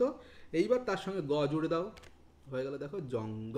যেই গ দিলাম এই দেখো আমি কি করলাম, এই যে গ আলাদা লিখেছি, এই গটাকে একদম টাইপে আমি এই জুড়ে দিলাম, হয়ে গেল উময় গ, জঙ্গ। তারপরে গমের ম ছিল, তার সঙ্গে জফলা বসিয়ে দাও, এই দিলাম জফলা, হয়ে গেল জঙ্গম্ম। ধাতু তৈরি হলো, নতুন একটা ধাতু, জঙ্গম্ম ধাতু। এবার তিতসন্তি মি বসমা জুড়ে দাও, তে, হয়ে গেল জঙ্গম্মতে, জঙ্গম মতাম, জঙ্গম মন্তে, এরকম করতে তে আতে অন্তে, তে আতে মানে জঙ্গম মেতে, জঙ্গম মন্তে, এরকম রূপগুলো হবে। উত্তম পুরুষের এক বচন জঙ্গম মে, মজা ফেলা একার, এরকম হবে। সুতরাং গম ধাতুতে একটুখানি চেঞ্জ হয়েছে, সেই চেঞ্জটা কি, এই যে গটা রয়েছে অভ্যাসের গটা হয়ে গেল জ, এটা একটা চেঞ্জ। আর কি, যেগুলো ময় হসন্তযুক্ত ধাতু, মানে শেষে ময় হসন্ত আছে, দন্ত নয় হসন্ত আছে, লয় হসন্ত আছে, সেইখানে কি হবে, সেই ময় হসন্তগুলো অ্যাকচুয়ালি থেকে যাবে, ঠিক আছে, থেকে গিয়ে তারপর সন্ধি হবে, আর কিছুই না। এখানে আগেরগুলোর মতো লোপ পায়নি ধরে নিয়ে যদি তোমরা করো তাহলে আরও সুবিধা হবে। তোমাকে অত নিয়মের মধ্যে যেতে হবে, তোমাকে মনে রাখতে হবে, আসল কথা হলো তাই। ওকে, নেক্সট পরেরগুলো চলে যায়। ও এটা করেই দেওয়া ছিল, খেয়াল করিনি আমি। এই যে এখানে গমটা করেই দেওয়া আছে, গমটা এখানে করেই দেওয়া রয়েছে, গম জং এখানে সব করেই দেওয়া রয়েছে, দেখো। তাহলে গম ধাতুর সঙ্গে এই যে গম গম জং এইভাবে হলো, তারপরে গটা জ হলো, আর অনুস্বার বা ময় হসন্ত, ঠিক আছে, অনুস্বার বা ময় হসন্ত। অনুস্বার দিয়েছি তার কারণ কি, পরে ব্যঞ্জনবর্ণ রয়েছে, আর সেই একই ব্যাপার, অনুস্বারও যা ময় হসন্তও তাই। এবার ময় হসন্তের সঙ্গে গ যুক্ত করে দেওয়া, সন্ধিতে উময় গ হয়ে যাবে। এবং কেন হবে বললাম, পরে গ থাকলে সেই বর্গের পঞ্চম বর্ণ, পরে যদি বর্গীয় জ থাকতো তাহলে বর্গীয় জ যে বর্গের রয়েছে সেই বর্গের পঞ্চম বর্ণ হতো, মানে চ ছ জ ঝ ইয় হয়ে যেত, তখন কিন্তু ইয় হবে। আচ্ছা, এইগুলো আমরা একটু দেখব। তাহলে এই দুটো আমরা পেলাম, কুটিলাম গচ্ছতি অর্থগত কারণটা আমরা এখানে বিচার করি, কুটিলাম ব্রজতি, কুটিলাম গচ্ছতি। তাহলে ব্রজতি দেখো কোনো সমস্যা নেই, হ্যাঁ, বা ব্রজতে, ওই অকারান্ত অকারযুক্ত ধাতু, উপধাতু অকার রয়েছে, ওই নিয়মে অনুসারে মিলে যাচ্ছে। আচ্ছা, এখানে কিন্তু উপধাতু অকার থাকলেও অকারটা কিন্তু আকার হয়নি, কারণ এটা অন্য নিয়মে মিলবে, ময় হসন্তযুক্ত ধাতুর নিয়মে মিলবে। তা সেই ময় হসন্তযুক্ত ধাতুর নিয়ম কি, দেখো পরের পৃষ্ঠাতে, হ্যাঁ এটা রয়েছে, আগের পৃষ্ঠায় একটা নিয়ম আছে সেটা পরে বলছি। এখানে দেখো যে নান্ত, মান্ত এবং লান্ত, মানে কি, ন অন্ত নান্ত, ম অন্ত মান্ত, ল অন্ত লান্ত, মানে ল অন্তে আছে, ম অন্তে আছে, ন অন্তে আছে, শেষে আছে, কোনো ধাতুর শেষে যদি এই কারগুলি থাকে, এই বর্ণগুলি থাকে, কার নয় বর্ণগুলি থাকে, তাহলে কি হচ্ছে, ওই ধাতুর পূর্বস্বরের পর ওই অনুস্বার আসবে বা ময় হসন্ত আসবে, ঠিক আছে। আগেরটা দেখিয়ে দিয়েছি করে, এখানেও আর একটা দেখো করিয়ে দেখানো রয়েছে, জন ধাতুর পরে, জন ধাতুর পরে জং করা হয়েছে, ধাতুটাকে কি করবো, দুবার লিখবো, জন জন জং। এবার কি করবো, জনের নয় হসন্ত কাটবো, আগের নিয়ম অনুসারে উময় হসন্ত কাটবো, থাকলে জ জন জ। আচ্ছা, এইবার কি হলো, প্রথম যে জ রয়েছে তারপর কি করবো, আমরা একটা ময় হসন্ত আনবো। এটা অনুস্বার না পড়ে ময় হসন্তও করতে পারো, একই ব্যাপার। আমরা এবার ময় হসন্ত আনলাম। ময় হসন্তটা সন্ধির নিয়মে এবার কি হবে, আগেরটায় তো জঙ্গম্মতে তো উমো করেছিলাম, তাহলে এখানে কি উমো করব না, পরে কি আছে, পরে বর্গীয় জ আছে। বর্গীয় জ কোন বর্গীয় বর্ণ, চ বর্গীয় বর্ণ, তাহলে এবার চ বর্গীয় বর্ণের পঞ্চম বর্ণ, শেষ বর্ণ। মও যেহেতু পঞ্চম বর্ণ, অনুনাসিক বর্ণ, তাই অনুনাসিক বর্ণের জায়গায় অনুনাসিক বর্ণই আসবে, এটাই হচ্ছে কারণ। ম অনুনাসিক, তার জায়গায় অনুনাসিক বর্ণ আনতে হবে। কিন্তু কোন বর্গীয় আনবো, পরে যে বর্গ রয়েছে সেই বর্গীয় আনবো। চ ছ জ ঝ ইয়, তাই এখানে ইয় আসবে। তাই জ ইয় আর পরে একটা জ, জন জ। এবার নয়ের পরে জ ফেলা দিয়ে দাও, জন জন ন, এইটা একটা ধাতু তৈরি হলো, জন জন ন। এবার লড়তে করলে জন জন নতে। তবে এটার একটা বিকল্প রূপ আছে, যা যায়তেও হয়, জনের জায়গায় যা আদেশ হয়, ঠিক আছে। হ্যাঁ, জনের জায়গাতে এই যে দেখো যা হয়ে গেছে, যা যা, এটা বিকল্পে হয়, ঠিক আছে। সে বিকল্পগুলো আমাকে একটু মনে রাখতে হবে। তাহলে এখানে এই নিয়মগুলি দেখো, নয় হসন্তযুক্ত জনজন্যতে হয়েছে। মন ধাতু, হ্যাঁ, মন মন্নতে হয়েছে। আচ্ছা, ক্রম ধাতু, ক্রম ধাতুতে কি হয়েছে, একটু চেঞ্জ হয়েছে। যেখানে এখানে ক থাকবে, কগুলো দেখবে চ হয়ে গেছে। ধাতুতে ক থাকলে কটা চ হয়ে যাবে। আমরা স্বন প্রত্যয় দেখেছি, চিকির সতী, এরকম রূপ দেখেছি। তো এখানেও ঠিক তাই, একই ব্যাপার, কোনো আলাদা কিছু নয়, নতুন কিছু নয়। ক্রম ধাতু সঙ্গে জং করো, দেখো ক্রমমতে হয়ে গেল, ক্রমমতে। এবার আগেরটুকু কি হচ্ছে, কটা চ হয়ে যাচ্ছে, তাই না। ক্রমের শুধু ক থাকছে, কয় রফালাও কিন্তু থাকছে না। জল ধাতুতেও কিন্তু একই রকম বলেছিলাম, জয়ের সঙ্গে যে বফালা রয়েছে সেটাও থাকছে না, শুধু জ ছিল। এখানেও ক্রম ধাতুর কিন্তু শুধু ক থাকছিল, কয়ের জায়গাতে চ হয়েছে। কয়ের জায়গাতে চ হয়েছে, আর ময় হসন্ত এসেছিল, সেই ময় হসন্তটা হয়ে গেল উম। কেন উম হলো, পরে ক থাকার জন্য সেই বর্গের পঞ্চম বর্ণ হলো। একটু দেখিয়ে দিই এটা। আচ্ছা, ক্রম ধাতু, ক্রম ধাতু কি করে বাড়িতে বসে বসে করবো, এইভাবে লিখবো। কয়টা ফেলা ময় হসন্ত ক্রম, কয়টা ফেলা ময় হসন্ত ক্রম, কয়টা ফেলা ময়, ক্রম ক্রম দুবার লিখলাম। এবার জংটা আমি বারবার আর জং লিখছি না, জ লিখছি, আর লটতে লিখলাম ক্রম ক্রম, এইভাবে হলো। এইবার কি করব, প্রথম যে ক্রম রয়েছে ময় হসন্তটাকে আমি বাদ দিয়ে দেবো, প্রথমে বাদ দিলাম। হ্যাঁ, এবং কয়রা ফেলার মধ্যে কি থাকবে বলেছি, কয়রা ফেলা শুধু ক থাকবে, রফালাও কিন্তু থাকবে না। তাহলে ক ক্রম জংতে এই পর্যন্ত হলো। এবার ক্রমের সঙ্গে জটা যুক্ত করে দাও, ক্রমের সঙ্গে জটা যুক্ত করে দিলে ক্রম্য, তেটাও যুক্ত করে দিলে ক্রম্যতে, পরের পার্টটাতে কোনো সমস্যা নেই, ক্রম্যতে। এবার কটা কি হবে, কটা হয়ে যাবে চ। তাহলে চংক্রম, চ ক্রম্যতে এই পর্যন্ত এলো। এইবার এই ধাতুটা কি ছিল, কি ছিল, শেষে হসন্ত যুক্ত ছিল, ওই শেষে ময় হসন্ত যুক্ত ছিল। হ্যাঁ, মান্ত ধাতু, যেই মান্ত ধাতু তখন কি বলা হলো, সেই ময় হসন্ত বাবা তুমি আবার দাও। যেই ময় হসন্ত দিলে এবার বলে সন্ধি করো। তাহলে সন্ধি নিয়ম অনুসারে ময় হসন্তের পরে যদি ক বর্গীয় বর্ণ থাকে, তাহলে ময় হসন্তটি ক বর্গীয় পঞ্চম বর্ণ বা অনুনাসিক বর্ণ হবে। এবার ম, তাহলে অনুনাসিক বর্ণ কোনটা হবে, ক খ গ ঘ উমা।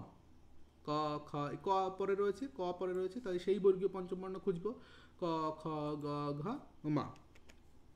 উম লিখলাম, ওই যে উমা। তাহলে এই উমটা কিসের জায়গায়, ময়ের জায়গায় লিখলাম, উময় হসন্ত। উময় হসন্ত এইবার জুড়ে দাও, এই যে চং ক্রম মতে দেখতে এরকম হয়েছে। এই জন্য আমি এখানে হসন্তটা দিইনি, যাতে এই অক্ষরটা দেখে বোঝা যায় যে এখানে একটা উম আছে। এখানে কিন্তু অ্যাকচুয়ালি একটা উময় হসন্ত আছে। উময় হসন্ত দিলেই চেহারাটা এই টাইপ অক্ষরে এইরকম হয়ে যাবে। হ্যাঁ, উময় কয় রফালা এরকম একটা অক্ষর হয়ে যাবে, যেটা হয়তো দেখে বোঝা যাবে না যে এর ভেতরে কী আছে। হ্যাঁ, এমন প্যাঁচানো গোছানো হয়ে গেছে, বোঝা যাচ্ছে না এর ভেতরে কী আছে। সেই জন্য এটাকে কিন্তু আমি হসন্ত ছাড়া আলাদা করে লিখেছি, যাতে বোঝা যায় এখানে কে আছে, কি এলো, কোথার থেকে এলো। তাহলে চংক্রম্য রূপটা বুঝতে পারলে এইভাবে কিন্তু বাড়িতে একটু যদি দেখে নিই, তাহলে বানান আর কখনোই ভুল হবে না। নেক্সট আর একটু দেখাই। নেক্সট দেখো, এই গম ধাতু দেখিয়েছি জং গম্মতে।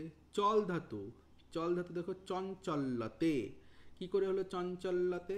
হ্যাঁ, সে পরে চ রয়েছে। আচ্ছা, ঠিক একই রকমভাবে আমরা যদি ফরমেশন করি, চল চল, এইভাবে যদি চ লয় হসন্ত, চল, তারপর আবার করবো চ লয় হসন্ত, চল চল, আর জঙের জ, আর ত এখানে তে। এইভাবে আমরা করতে পারি, মাঝখানটা হ্যাঁ আপাতত হাইফেন দিই। তাহলে এবার কী করবো, চলের প্রথম যে লয় হসন্ত রয়েছে বাদ দিয়ে দেবো, তাহলে হয়ে গেল চ চল, এই পর্যন্ত হলো। আচ্ছা এবার জটা আমি জুড়ে দিই, চলল, তেটাও জুড়ে দিই, চললতে, এই পর্যন্ত হলো। আর চল ধাতু শেষে কি রয়েছে, ময় হসন্ত, লয় হসন্ত রয়েছে, তাহলে মান্ত নান্ত লান্তর মধ্যে পড়ছে। তখন কি করব, এখানে আর একটা ময় হসন্ত আমাকে দিতে হবে বা অনুস্বার দিতে হবে, যাই দিই না কেন। এইবার সন্ধিতে আসো, সন্ধিতে কি হচ্ছে, চ বর্গ রয়েছে, চ, তাহলে চ বর্গীয় পঞ্চম বর্ণ করতে হবে। এই মটাকে কেটে কি করব, চ বর্গীয় পঞ্চম বর্ণ, তাহলে চ বর্গ পড়বো, চ ছ জ ঝ ইয়, ইয়টা দিতে হবে। এইবার ইয়র সঙ্গে এর সঙ্গে জুড়ে দাও, ইয়র নিচে চ হয়ে গেল ইয়ই চ। তাহলে এটা ইয়ই চ, অক্ষরটা দেখতে এই যে অক্ষরটা ইয় ছিল আর চ ছিল, জাস্ট আমি স্পেসটা যেই কমিয়ে দিলাম, এটা ইয়ই চ হয়ে গেল। এটা টাইপিংয়ের অক্ষর, ঠিক আছে, টাইপিংয়ে এরকম রয়েছে, এরকম রয়েছে, ঠিক আছে। এটা দেখে বুঝতে পারছো যে কীভাবে হচ্ছে, চঞ্চল্যতে।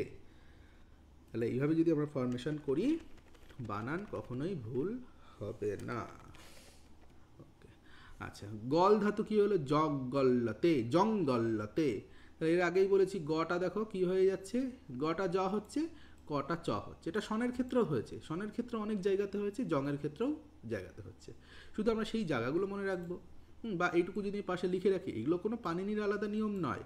হ্যাঁ নিয়ম হয়তো আছে, কিন্তু আমাদের অত দেখার দরকার নেই। আমরা আমাদের মতো করে যেটুকু বুঝবো সেটুকু পাশে পাশে যদি একটু লিখে রাখি, যেখানে চেঞ্জেসগুলো হয়েছে, এবং পড়ার সময় যদি সেইগুলোকেই পড়ি ভালো করে, আর বাকিগুলোকে জাস্ট চোখ বুলিয়ে যায়, তাহলে দেখবে অল্প সময়ে হয়ে যাবে, এবং পরীক্ষার লাস্টের দিকে তোমার রিভাইজ করতে সুবিধা হবে। লাস্টের দিকে তো সব পড়াতে সময় থাকবে না, ইম্পর্টেন্টগুলো পড়তে হয়, তখন চোখটা একটু বোলানোর দরকার তাই লাস্ট 2-3 দিন। তখন তুমি দেখবে যে এইগুলোতে আমি দাগিয়ে রেখেছিলাম যখন পড়েছিলাম, তখন কিন্তু সুবিধা হবে। আচ্ছা তাহলে এই পৃষ্ঠা হয়ে গেল।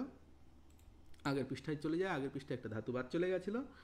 আচ্ছা 2 নম্বর নিয়মটা বাদ চলে, নিন্দিত বা গর্হিত অর্থের আগেও বলেছি, নিন্দিত বা গর্হিত, গর্হিত মানে গর্হ মানেও নিন্দা, যদি এরকম বোঝায় তাহলে নির্দিষ্ট কিছু ধাতু রয়েছে, সেই ধাতুগুলির উত্তরও কিন্তু জং হয়। সেই ধাতুগুলো কি, লুপ ধাতু, সৎ ধাতু, চর ধাতু, জব ধাতু, দহ ধাতু, এরকম কিছু কিছু ধাতু পারিনি বলে দিয়েছেন। লুপ ধাতু লোলুপ্পতে একই রকম হয়েছে, দেখো রস্যুকারটা ওকার হয়ে গেছে, কোনো চেঞ্জ নেই। সৎ ধাতু শাসদ্দতের ফরমেশনটা একই, কিন্তু বাক্য রচনাটা আলাদা, কুৎসিতম সিদতি হবে, গর্হিতম লুম্পতি। হ্যাঁ চর ধাতু চঞ্চুর্যতে, এইটা একটু আলাদা, এইটা কিন্তু মাথায় রাখতে হবে। তাহলে চর চর জং তে, দেখো চঞ্চু হয়ে গেছে, এই যে এই জায়গাটা কিন্তু আলাদা। সুতরাং এইটা কিন্তু একটা ইম্পর্টেন্ট ধাতু, এবং এটা একবার কিন্তু এসএসসিতে দিয়েওছে, এইটা কিন্তু মাথায় রাখতে। জব ধাতু জঞ্জপ্পতে, এখানেও দেখো একটু চেঞ্জ হয়েছে, এটাও একটু আলাদা। গ্রি ধাতু, গ্রি ধাতুটা হয়ে যায় গিল ধাতু, গিলতি গিলতা গিলন্তি এরকম হয়ে যায়, এটাতে আলাদা কিছু হয়নি। হ্যাঁ গয়রি ধাতুটা হয়ে যায় গিল ধাতু, সেই গিল ধাতুর মতো করে যদি করি তাহলে কোনো সমস্যা নেই, গিল্লতে হয়ে যাবে, আর গটা জ হয়ে যাবে, আর রসিকারটা একার হয়ে যাবে, ব্যাস হয়ে গেল যে গিল্লতে, এটাতে আলাদা কিছু নেই। দ্বন্দ্বজ্জতে, এখানে একটা ন এসেছে, এইটা একটু আলাদা, দন্ত ন এসেছে। হ্যাঁ দনস ধাতু, এটা 10 ধাতু না, এটা অ্যাকচুয়ালি দনস ধাতু, 10 ধাতু নয়। গরিতাম 10 ধাতু, হ্যাঁ 10 ধাতুই বলেছে না, দনস ধাতু, দাঁড়াও এখানে মাঝে একটা ন পড়েনি, হ্যাঁ দনস ধাতু, দনস ধাতু ন ছিলই, সেইটা কিন্তু এখানে রয়ে গেছে। তাহলে এই যে 3-4টে ধাতু দেখো এই টোটাল পৃষ্ঠার মধ্যে 1 2 3 4টে ধাতু দেখলাম আলাদা, তো পড়ার সময় এগুলো খেয়াল করবে। তাহলে এবার আমরা লান্ত মান্তটা পড়লাম, লান্ত মান্ততে কী হয় সবকটাই দেখলাম, নকার মকার লকার থাকলে সেই ময় অসন্ত আসছে এবং সন্ধিযুক্ত হয়ে পরে যে বর্ণ রয়েছে সেই বর্গীয় পঞ্চম বর্ণ হয়ে যাচ্ছে। এবার রিকারান্ত ধাতু, রিকারান্ত ধাতুর 2টো নিয়ম আছে। কেমন রিকারান্ত ধাতুর 2টো নিয়ম? এক হচ্ছে ধাতুতে যদি শুধু রিকার থাকে এবং শেষে থাকে, দেখো কয় রি, শুধু রিকার রয়েছে শেষে রয়েছে, তাহলে কি হবে? আর রিকার যদি উপধাতে থাকে তাহলে কি হবে দেখা যাক। উপধাতে মানে দেখা গেল নয়রি তয় হসন নৃত, তাহলে নয়রিটা কোথায় রয়েছে? শেষে তো নেই, উপধাতে রয়েছে, মানে ব্যঞ্জনান্ত ধাতু। আর রি কয়রি হয়রি ভয়রি ধয়রি এরা হচ্ছে স্বরান্ত ধাতু। তাহলে স্বরান্ত আর হচ্ছে ব্যঞ্জনান্ত 2টো গ্রুপ রয়েছে। স্বরান্তের মধ্যেও রি অন্তে রয়েছে আর ব্যঞ্জনান্তের মধ্যে রিটা উপধাতে রয়েছে, তাহলে দুটো জায়গাতেই রি থাকতে পারে। তাদের ক্ষেত্রে কি হয়, বিশেষ করে ক্রি ধাতু, দেখি ক্রি ধাতুর সঙ্গে জং করলে কি হয়। ক্রি, ক্রি দুবার লিখলাম, তারপর জং লিখলাম, ভালো কথা। জংয়ের কি থাকে, জ থাকে। আচ্ছা, এই কয় রিটা লিখেছি, ওপর দেখো লেখাই রয়েছে রয় দীর্ঘি থাকে, ওপরে একদম বলে দিয়েছে রয় দীর্ঘিকার যুক্ত হয়। তাহলে রয় দীর্ঘি যুক্ত করে দিলে, কয়ের সঙ্গে রয় দীর্ঘি করে দিলে দেখো কয়রা ফলা দীর্ঘি হয়ে যায়, একদম সহজে যদি ভাবি, ভেতরে ফরমেশন আমার দরকার নেই। তাহলে কয়ের সঙ্গে কয় রিকার ছিল, তো এই কয় রিকারের যে রিকারটা, মানে এখানে ধর আমি লিখি, কয় যে রিকার ছিল সেই রিকারটা আমি তুলে দিলাম, দিয়ে এই যে রিকারটা রয়েছে সেই রিয়ের জায়গাতে যদি আমি রয় দীর্ঘি লিখে, এরকম করে রয় দীর্ঘি লিখে দিই, একদম ডাইরেক্ট রিয়ের জায়গাতে রয় দীর্ঘি লিখে দিয়েছি। এবার সন্ধি করে দাও, দেখো কয়রা ফেলা দীর্ঘি হয়ে যাচ্ছে, একদম কয়রা ফেলা দীর্ঘি হয়ে গেল। তারপরে জঙের জ দাও, তারপর তে দাও, তাহলে ক্রিয়াতে এরকম রূপ হলো। আর তারপরে কটা কি হয়ে যায়, চ হয়ে যায়, তা চ বসিয়ে দিলাম। আর যেহেতু কয়রা ফেলা দীর্ঘি, ধাতুটা নতুন ধাতুটা কয়রা ফেলা দীর্ঘি হয়েছে, মানে দীর্ঘিকারান্ত ধাতু, তাহলে রস্যই দীর্ঘ থাকলে কি হয়ে যায়, একার হয়ে যায়। তাহলে চেক ক্রিয়াতে এইভাবেও কিন্তু এক লাইনে আমি কিন্তু এই নিয়ম ধরে করতে পারি। চেক ক্রিয়াতে এখানে পুটলি দেওয়াও যায়, না দেওয়াও যায়, সংস্কৃতে তো পুটলির কোনো ব্যাপার নেই। আচ্ছা, পুটলি না দিলে হ্যাঁ চেক ক্রিয়াতে এরকমও হতে পারে। আচ্ছা, দেখে নিই ফরমেশনটা কীভাবে করছি, বাকিগুলোর মতো মিলছে কিনা। তাহলে ক্রি, ক্রি, জং, ক্রি ধাতুর কি করলাম, দেখিয়ে দিলাম এখানে কয় রিকার রয়েছে, আর পরের কয়রির পরে জ হলো, কটা চ হলো। হ্যাঁ, এই একারটা এলো কোথার থেকে, ওই যে দেখিয়ে দিলাম কয়রা ফেলে ধাতুটা তো ওই রিয়ের জায়গাতে রয় হয়েছে, রিয়ের জায়গাতে রয় দীর্ঘি চলে এসছে, এই যে রি রয়েছে, এই রিয়ের জায়গাতে কে আসবে, রয় দীর্ঘি। কেন রয় দীর্ঘি আসবে সেটা জানার দরকার নেই, এত নিয়ম। রিয়ের জায়গাতে রয় দীর্ঘি আসবে এবং রিটা অবশ্যই স্বরান্ত হতে হবে, মানে শেষে রি থাকতে হবে, ধাতুর শেষে থাকতে হবে, তাহলে রয় দীর্ঘি এলো। তাহলে রয় দীর্ঘি, তাহলে কয়ের সঙ্গে রয় দীর্ঘি যুক্ত করে দিলে কি হয়ে যাচ্ছে, কয়রা ফেলা দীর্ঘি হয়ে যাচ্ছে। এটা একটা নতুন ধাতু কয়রা ফেলা দীর্ঘি যদি ধরে নিই, তাহলে দীর্ঘিকার যদি থাকে ধাতুতে তাহলে কি হয়ে যাচ্ছে, সেটা একার হয়ে যাচ্ছে। অভ্যাসের ক্ষেত্রে সেই চেঞ্জেসটা হয়ে যাচ্ছে, একার হয়ে যাচ্ছে। আর কটা চ হয়, আগেই বলেছি কটা চ, ভটা ব। আর একটা কি দেখলাম, গটা জ। তাহলে তিনটে চারটে আমরা কিন্তু এরকম দেখি, কটা চ হয়েছে, গটা জ হয়েছে, আর বটা ভ হয়েছে, তার আগে দেখেছিলাম। তাহলে চেক ক্রিয়া হয়ে গেল চেক ক্রিয়াতে। ঠিক একই রকমভাবে যদি রি ধাতু, আমি এত ফরমেশন আমার দরকার নেই, আমি কি করব, রি ধাতু লিখব, হয় রি, হয় রি, রিকারটা আমি তুলে দেবো, দিয়ে রিয়ের জায়গায় কি লিখবো, রয় দীর্ঘিকার লিখবো। তাহলে নতুন ধাতুটা কি হয়ে গেল, হয় রফালা দীর্ঘি হয়ে গেল। এই হয় রফালা দীর্ঘির সঙ্গে আমি জঙের জ দেবো, বা জঙের জ, হ্যাঁ পুটলি হয়ে যাবে, জঙের জ লটতে দিয়ে দেবো, তাহলে হ্রিয়তে হয়ে গেল। এইবার হ্রিয়তে শুরুতে কে থাকবে, শুরুতে এই হ দ্বিত্ব হবে, দ্বিত্ব হটা হয়ে যাবে জ। এটা আর একটা জিনিস জানলাম। আর হয় রফালা দীর্ঘিকার ছিল, দীর্ঘিকারটা একার হয়ে যাবে, তাহলে জের রিহতে। এইভাবে আমরা রূপ মনে রাখতে পারি। তাহলে এক লাইনে, ওই জন্য ওপরে নিয়ম দেওয়া রয়েছে, রিটা কি হয়ে যাবে, রয় দীর্ঘি হয়ে যাবে। রিকার যেটা ছিল সেটা রয় দীর্ঘি করে দাও, ধাতুর সঙ্গে যুক্ত করে দাও, নতুন ধাতু হিসাবে তাকে কাউন্ট করো, করে তারপর যদি আমি ফরমেশনের বাকি নিয়মগুলো মিলিয়ে দিই, দেখবে হয়ে যাবে। বা তুমি মুখস্থও করতে পারো, এক কথাই বলতে পারি, তুমি মুখস্থ যদি করতে চাও অবশ্যই অবশ্যই অ্যাকসেপ্টেড, সেটা মুখস্থ করতে হবে চেক ক্রিয়াতে। ক্রি ধাতু চেক ক্রিয়াতে, হ্রি ধাতু জের রিয়াতে। কিন্তু তুমি যদি হ্রি ধাতুটা মনে রাখো, তাহলে অনেক ক্ষেত্রে দেখবে হ দিয়ে অনেক ধাতু রয়েছে, সেখানে দেখবে হটা জ হয়ে গেছে, অন্য জায়গাতেও হটা জ হয়ে গেছে। ফলে পড়ার সময় যদি এগুলো খেয়াল করো, বাকি ধাতুতে তোমার পড়তে সুবিধা হবে। আচ্ছা, তাহলে আগে জানলাম কি, রিটা কোথায় থাকবে, শেষে থাকবে, মানে স্বরটা শেষে রয়েছে, কয় রি স্বরান্ত ধাতু। কিন্তু রিটা যদি উপধাতে থাকে তাহলে কি হবে, আগেরটাই দেখেছিলাম রিটা কোথায় যুক্ত হচ্ছে, দেখো রিটা পরের যে ধাতুটি রয়েছে, মানে দুবাত্ত ধাতুটা লিখছি তার পরের অংশে যুক্ত হয়েছে, রিটা পরের অংশে যুক্ত হয়েছে, আগের অংশে যুক্ত হয়নি। কিন্তু চরি, চরি এখানে কিন্তু যুক্ত হয়নি, হ্যাঁ জরি এখানে কিন্তু যুক্ত হয়নি, রয় দীর্ঘিটা এখানে হয়নি, জ রয় দীর্ঘি হয়নি, পরেরটাই হয়েছে, ধাতুটা ডাবল হয়েছে, সেকেন্ড পার্টে হয়েছে। আর উপধাতে যদি থাকে তাহলে প্রথম পার্টে হবে। কি করে মনে রাখবো, ধাতুটার রিকারটা শেষে ছিল তাই শেষেরটাই যুক্ত হয়েছে, আর রিকারটা কোথায় রয়েছে, ধাতুর আগে রয়েছে, তাই আগের পাটে রয় দীর্ঘি যুক্ত হবে। এইভাবে মনে রাখবো। তাহলে নৃত ধাতু আমি লিখলাম নতুন করে, নয় রি তয় হসন্ত। এই নয়ের যে রিকার রয়েছে, হ্যাঁ আচ্ছা, নয়রি তয় হসন্ত। তয় হসন্ত কি হয়, প্রথম যেটা তয় হসন্ত সেটা লোপ পেয়ে যায় জানি, প্রথম তয় হসন্তটা লোপ পায়, দ্বিতীয়টা নয় কিন্তু গেল, তয় হসন্ত বাদ দিলাম। এবার নয় রি রয়েছে, এই রিটাকে আমি তুলে দিলাম, দিয়ে কি করব, এই নয়ের সঙ্গে যে রয়, মানে নয়ের সঙ্গে যে রি রয়েছে সেখানে রয় দীর্ঘি লিখবো আগেরটার মতোই, আগের দীর্ঘিকারটা পরেরটার সঙ্গে যুক্ত করেছিলাম, এখানে আগেরটার সঙ্গে যুক্ত করে দাও, ব্যাস তোমার নিয়ম হয়ে গেল। এইবার ন রয় দীর্ঘি, এখানে হসন্তটা থাকবে, হ্যাঁ, ন রয় দীর্ঘি নরি। এইবার তুমি ধাতুটা কি ধাতু ছিল, মূল ধাতু নৃত ধাতু, তার সঙ্গে জঙের জ যুক্ত করে দাও আর তে যুক্ত করে দাও, হয়ে গেল নরি নৃত্যতে। ব্যাস, আর কোনো ফরমেশনেও তোমার লাগবে না, তুমি যদি একটু বুঝে যাও তাহলে তুমি স্টেপ জাম্প করেও কিন্তু এগিয়ে যেতে পারো।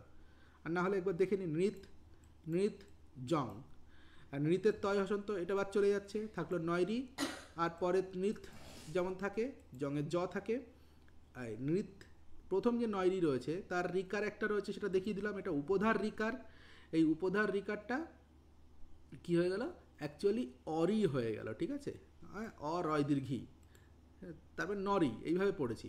তুমি ডাইরেক্ট এইবার ন রয় দীর্ঘি করেও করতে পারো, তোমার এই সব ঝামেলা কিন্তু দরকার নেই, নয়ের পরে রয় দীর্ঘি করে দিলে নরি।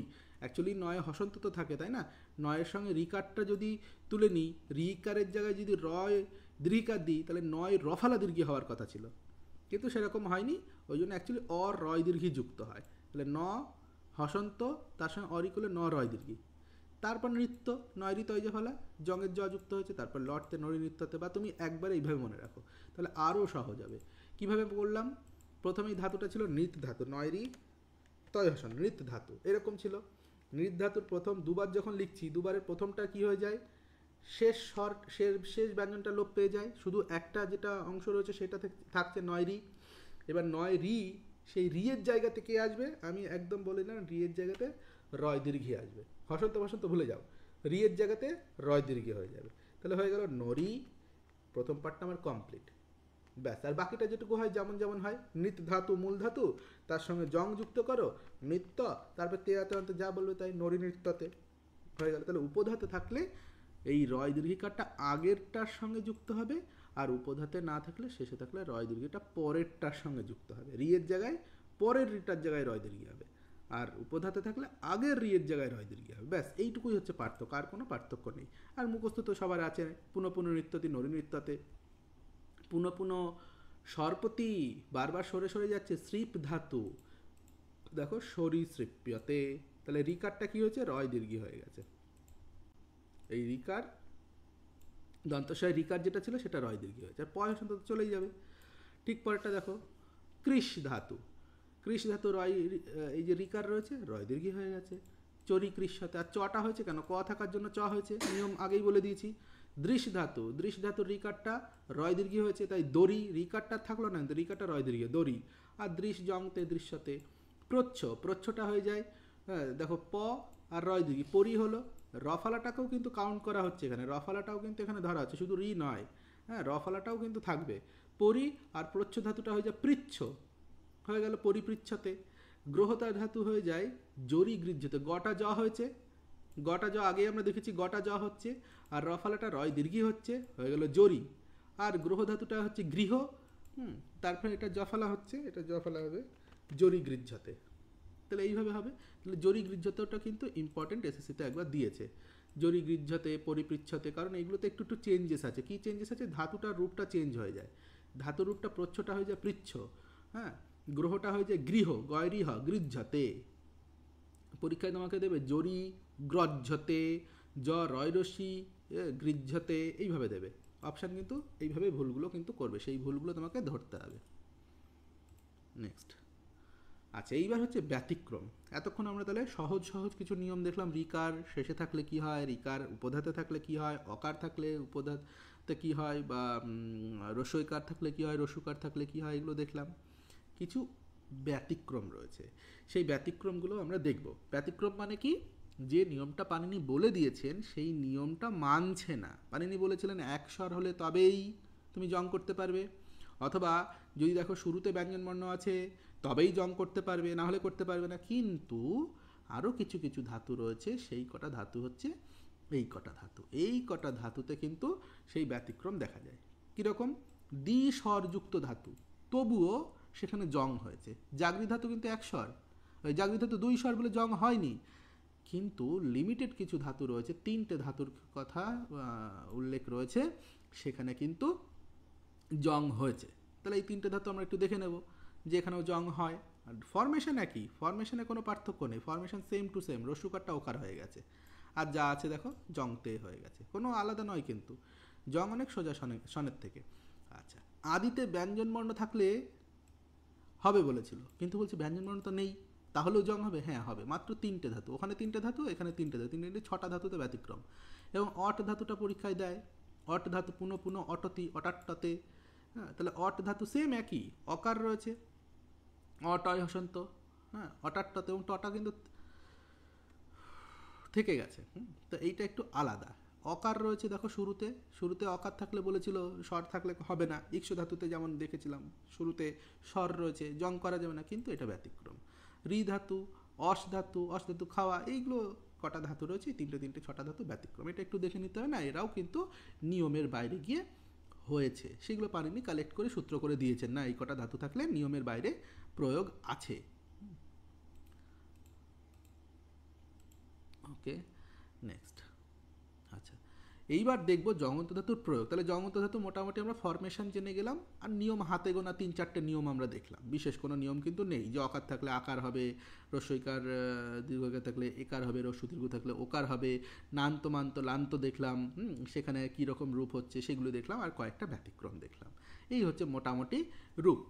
আচ্ছা, এইবার এদের প্রয়োগ কী রকম হবে, বাক্যে এদের প্রয়োগ কীরকম হবে। জঙ্গন্ত ধাতুর প্রয়োগ, শিশুটি বারবার চাঁদ দেখছে, তাহলে শিশুটি বারবার চাঁদ দেখছে, যখনই বাক্যে দেখবো বারংবার কথাটা রয়েছে, পুনঃ পুনঃ কথাটা রয়েছে, তখন আমরা এই জং প্রত্যয় শিশু, কর্তা, চন্দ্র, কর্ম, দরিদৃশ্যতে। আর শিশু যদি বহু বচনে হতো তাহলে দরিদৃশ্যান্তে হতো। আচ্ছা, তুমি তাকে কেন বারবার ধন দিচ্ছ, বারবার টাকা ধার দিচ্ছ কেন, আমরা অনেক সময় বলি তুমি তাকে কেন বারবার ধন দিচ্ছ, কথম তম তুমি তস্মৈ ধনম দে দিয়সে। দেখো এখানে সে কেন হলো, তম রয়েছে, তাই কর্তা অনুসারে ক্রিয়াপদ হবে, কারণ জগন্ত ধাতুটা একটা নতুন ক্রিয়া বলেছি, সন ধাতুটা একটা নতুন ক্রিয়া তৈরি করে, নতুন ধাতু তৈরি করে, তারপর নতুন ক্রিয়া তৈরি হবে, তাহলে ক্রিয়াটা কীরকম হবে, অবশ্যই সে কর্তাকে অনুসরণ করবে, কর্তা যে পুরুষ যে বচন হবে, ক্রিয়াও সেই পুরুষ সেই বচন হবে। এখানে দেখো এই জন্য সে হয়েছে, দে দিও সে। এই ফুলটিকে পুনঃ পুনঃ ঘ্রাণ করো, ফুলটার গন্ধটা শোকো তো খুব সুন্দর, বারবার শোকো, যখনই বলা হলো তখন কিন্তু পুষ্পম ইদম, হ্যাঁ এই ফুলটি তুমি ঘ্রাণ করো, তুমি কথাটা এখানে নেই, তাহলে মধ্যম পুরুষ, তাহলে মধ্যম পুরুষে কী করছে, তোমাকে এটা প্রার্থনা করছে, আদেশ অনুজ্ঞা করা হচ্ছে, তাই দেখো লোট লকার হয়েছে। তাহলে লোট লকারও কিন্তু হতে পারে, লোট লকার কেন, সব কটা লকারই হতে পারে, নতুন ধাতুতে যেমন লকার হয়, তিত সন্তি মানে ধাতু যেমন লট লোট লং বিধিলিং হয়, সব লকারই কিন্তু সন এবং জঙে হতে পারে। তাহলে যে গৃহস্য এইটা দিয়ে দিল, দিয়ে বললো বাবা বলো তো এটার উৎপত্তি কী হবে, হ্যাঁ যে গৃহস্বর উৎপত্তি কী, এখানে তাই তো আমি তে হাতে অন্তে পড়েছি, এইখানে কি করে এটা দন্তস্বয় বা হয়ে গেল, এইটা নিয়ে মাথা ঘামাবে না, এটা হচ্ছে সূত্রতে যা থাকে সেইগুলো জুড়ে দাও, তিতসন্তির মধ্যে যে সূত্র রয়েছে সেইগুলো ভাবো। হ্যাঁ, তাহলে যে গৃহস্য আত্মনেপদী সূত্র ভাবতে হবে, তামাতামন্তম স দন্তস্বয় বা হচ্ছে, এই সটা কোথার থেকে গেলো, মধ্যম পুরুষের এক বচন, লোট লকার মধ্যম পুরুষ এক বচন।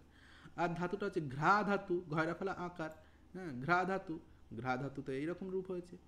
আচ্ছা, নেক্সট আরেকটা জিনিস কি, সানজ প্রত্যয়, সানজ প্রত্যয় যুক্ত, সত্রী হবে না কিন্তু, সত্রী তো পরস্ময় পদিতে, তাহলে সানজ প্রত্যয় কিন্তু জঙন্ত হয়ে থাকে, সানজ প্রত্যয় মানে জং যুক্ত করার পর সানজ করা যায়, পরীক্ষা কিন্তু এসেছে, হ্যাঁ দিদৃক্ষ মানো সন প্রত্যয় হয়েছে, তারপর সানজ হয়েছে, দৃশ ধাতু তার সঙ্গে সানজ, দুটোই হতে পারে কিন্তু, তাহলে প্রথমে কি হচ্ছে, দৃশ ধাতুর সঙ্গে সন করেছে, তারপর সানজ করেছে, এখানেও কিন্তু দৃশ ধাতুর সঙ্গে জং করে তারপর কিন্তু সানজ করা যাবে, দরিদৃশ্য মানো, হ্যাঁ এইভাবে কিন্তু করা যাবে, দৃশ ধাতুর সঙ্গে জং করলে দরিদৃশ্য হবে, তারপর সানজ করো দরিদৃশ্য মানো, তারপর পুংলিঙ্গ এক বচন দ্বিবচন বহুবচন বা স্ত্রীলিঙ্গ যা খুশি করতে পারো, যেমন এখানে দেওয়া হচ্ছে পুনঃ পুনঃ পিবতি, যশ যে পান করে সে পেপীয় মান, তাহলে পেপীয় মান কী করে হলো, পুনঃ পুনঃ পিবতি রয়েছে, তাই পিপ ধাতুর পরে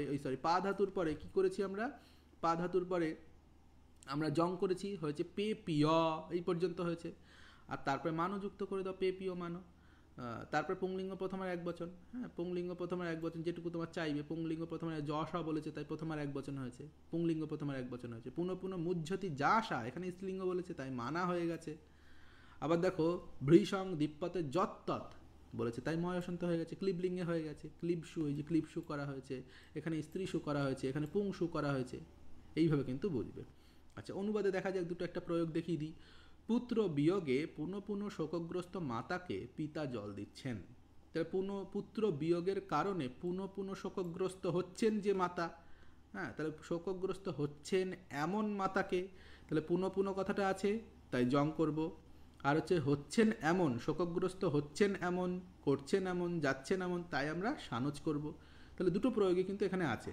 তাহলে কি করছেন, পিতা হচ্ছে কর্তা, পুত্র বিয়োগেন, পুত্র বিয়োগের দ্বারা, সুচ্চ মানা, এই পর্যন্ত আগে হলো। সুচ্চ মানা কি করে, সুচ ধাতুর সঙ্গে জং করলে হলো সুচ্চ, সসুচ্চ, সসুচ্চ পর্যন্ত হলো। তারপর হচ্ছে সানজ যুক্ত হলো, সসুচ্চ মান হলো। তারপর যে ঐকার রয়েছে সেই ঐকারটা কি হলো, অন্তঃস্থ ঐকারটা চতুর্থীর এক বচন হলো। কেন, জল দিচ্ছেন, দান করছেন, পিতা মাকে জল দিচ্ছেন, যাকে দেওয়া হচ্ছে তাতে চতুর্থী করা হবে। তাই সসুচ্চ মানা, ওই মাত্রে, মাত্রে শব্দ কোথায় রয়েছে, মাতৃ শব্দ চতুর্থীর এক বচন। জলম যচ্ছতি, মাকে জল দিচ্ছেন।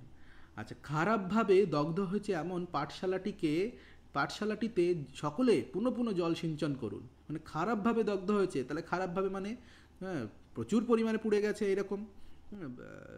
তাহলে এই যে ভৃষম অর্থে ব্যবহৃত হয়েছে এখানে, তাহলে ভৃষম অর্থে ব্যবহৃত হলেও কিন্তু আমরা সন প্রত্যয় করতে পারি। তাহলে খারাপভাবে দগ্ধ, খারাপভাবে কথাটা যেই দেখবো হলো জং করো। আর দগ্ধ হয়েছে এমন, করছে এমন, এইটুকু থাকলে সত্যি করব, সানজ করব। এটা আত্মনেপদী ধাতু তাই সানজ করতে হবে, মানে জং হয়ে গেলে আত্মনেপদী হয়ে যাবে। তাহলে দ্বন্দ্বজ্জ ধাতুটা এই পর্যন্ত হলো। দ্বন্দ্বজ্জ দহ ধাতুর সঙ্গে জং করলে দ্বন্দ্বজ্জ, তারপরে সানজ করো দ্বন্দ্বজ্জ মান। এবার মানে কি করে হলো, কোথায় জল দেব, গ্রন্থাগারে, সপ্তমীর এক বচন রয়েছে তাই দ্বন্দ্বজ্জ মানে তো সপ্তমীর এক বচন হয়ে গেছে। বিশেষ বিশেষণ সম্পর্ক, সকলে জল দাও, সর্বে। আর কি বলছে, সকলে কেমনভাবে জল দেবো, পুনঃ পুনঃ জল দাও। তাহলে বারবার জল দিতে বলেছে, তাহলে এখানেও পুনঃ পুনঃ রয়েছে, তার মানে এখানেও জং হবে। তাহলে পুনঃ পুনঃ না লিখে কি বলবো, শেষিচ্যন্তাম। তাম কেন করলাম, তোমরা সকলে দাও। তাম আতাম অন্তাম, প্রথম আর বহুবচন করেছি, মানে প্রথম পুরুষের বহুবচন করেছি। সিচ ধাতু শেষিচ্য এই পর্যন্ত রূপ হয়, তার সঙ্গে দেখো তাম আতাম অন্তাম জুড়ে দিয়েছি। তাহলে এইভাবেও কিন্তু অনুবাদে প্রয়োগ হয়ে থাকে। ব্যাস আমাদের কাজ শেষ। এইবার হচ্ছে আমাদের কিছু হোমওয়ার্ক আমি এখানে দিয়ে দিয়েছি, সেগুলো বাড়িতে করবে। আচ্ছা এখানে হোমওয়ার্ক রয়েছে, কি করে বুঝবো যে এখানে জং হয়েছে, দেখো বৃদ্ধ পিতা খুব কাঁদছেন, তাহলে খুব মানে অনেক বেশি হচ্ছে, ভৃষম, হ্যাঁ রোদিতি, খুব কাঁদছেন হবে। মেয়েটি বারবার বারবার, যেখানে যেখানে বারবার রয়েছে, ঘন ঘন কেঁদো না, মানে সে একই ব্যাপার বারবার, প্রায়ই সেই কাজটা করে, মানে বারবার করে। আবার দেখো বারবার রয়েছে, যখনই এই শব্দগুলো থাকবে ঘন ঘন, হ্যাঁ ইত্যাদি ইত্যাদি থাকলে প্রচণ্ড আলো দেয়, মানে অনেক বেশি আলো দেয়, ভৃষম অর্থে ব্যবহৃত হয়েছে, এগুলো সব কি হবে, জং দিয়ে অনুবাদ করতে হবে। জল খুব ফুলে ফেপে উঠেছে। আচ্ছা আর কি হতে পারে, এক কথায় প্রকাশ দিতে পারে পরীক্ষায়, পুনঃ পুনঃ স্মরতি, পুনঃ পুনঃ নৃত্যতি, পুনঃ পুনঃ রদিতি, জিজ্ঞাসা করবে এক কথায় প্রকাশ করলে কি হয়, এরকম প্রশ্ন হবে। নেক্সট, আচ্ছা অশুদ্ধি সংশোধনে দিতে পারে, বালিকা নরী নৃত্য তি, তি দিয়েছে, তাহলে তি তো হবে না, আমরা জানি আত্মনেপদী হয়ে যাবে, কারণ জং যুক্ত হয়েছে যখন, ধাতুটা কি হয়ে যাবে, আত্মনেপদী হয়ে যাবে। আচ্ছা এখানে দেখো রাজা বনম অটাট্টন, হ্যাঁ অটা, এটা বানান ভুল আছে, বানানো ভুল রয়েছে এখানে। এখানে সত্রী করে দিয়েছে, সত্রীতে যেমন গম গচ্ছন হয়ে যায়, ধাবন হয়ে যায়, হ্যাঁ সেরকম হচ্ছে অটাট্টন, টয় জফলা হওয়ার কথা ছিল একটা, অটাট্টন করে দিয়েছে, সত্রী করে দিয়েছে। সত্রী তো হবে না, কারণ সত্রী তো পরস্মৈপদী ধাতুতে হয়, এখানে আত্মনেপদী ধাতু রয়েছে, তাহলে আমরা কি করব, সানজ করতে হবে, সানজ করে রূপটা তৈরি করতে হবে। বুৎপত্তি লিয়ে আসতে পারে, পা জং সানজ কি হয়, অথবা ঠিক উল্টোটা আসতে পারে, প্রত্যয়ান্ত রূপ লেখো, স্বাভাবিক এগুলো আসতেই পারে, চঞ্চুর যন্তে কি হবে, এগুলো কিন্তু এইভাবে আসতে পারে। আচ্ছা এইবার যদি কারো কোনো প্রশ্ন থাকে জিজ্ঞাসা করো।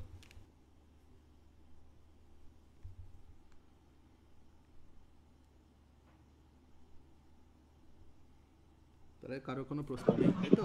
দাদা, বলো। দাদা হ্যাঁ শুনতে পাচ্ছি, বলো। এই যে শ্বশুরত্ব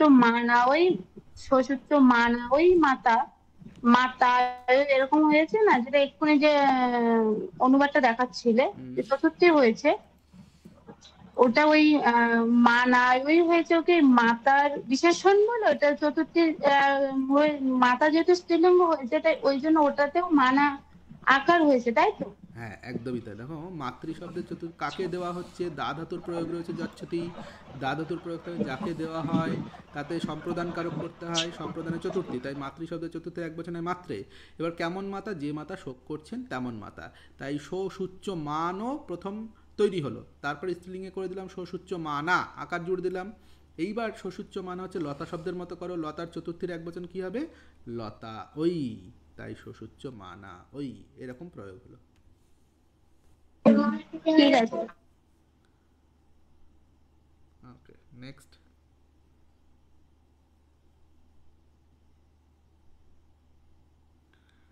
নেক্সট আর কোনো প্রশ্ন? আরেকটা দাদা, ওই জি ধাতু যেগুলো মানে চয় হস্যিকার বর্গীয় জ হস্যিকার যেগুলো জয় করা চয়ন করা, ওইগুলোর ক্ষেত্রেও কিন্তু হস্যইকার হয়নি, ওটা দীর্ঘিকার হয়েছে কিন্তু।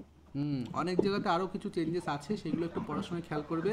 আর আরও অনেক ধাতু রয়েছে, আমি যে কটা ধাতু দিয়েছি শুধুমাত্র সে কটা ধাতু পড়ো না, ঠিক আছে? আমি পড়ার স্টাইলটা বোঝানোর চেষ্টা করেছি, পড়াটাকে জাস্ট ধরিয়ে দেওয়ার চেষ্টা করেছি। বইতে যত ধাতু রয়েছে সেই সব কটা ধাতুই কিন্তু পড়বে। পড়ার সময় শুধু একটু খেয়াল করবে নিয়মগুলো মিলছে কিনা, আর হচ্ছে যদি নিয়ম না মেলে একটা দুটো এদিক ওদিক থাকে সেটাকে পাশে মার্ক করে রাখো, যাতে চোখ থেকে এটা এড়িয়ে না যায়, এবং ওইটাই কিন্তু দেখা হলো ইম্পর্টেন্ট হয়ে যেতে পারে। আচ্ছা, আর কোনো প্রশ্ন? নেই। ঠিক আছে, আজকে এই পর্যন্তই। আর বাড়ির কাজ, আগের দিনে যে বাড়ির কাজ রয়েছে সেটা আজকে আর দেখবো না, অন্য একদিন দেখবো। আর বৃহস্পতিবারের ক্লাসটা 8টা থেকে নেব, হ্যাঁ? বৃহস্পতিবারের ক্লাসটা 9টা থেকে না 8টা থেকে নেবো, এই বৃহস্পতিবার যেটা আছে।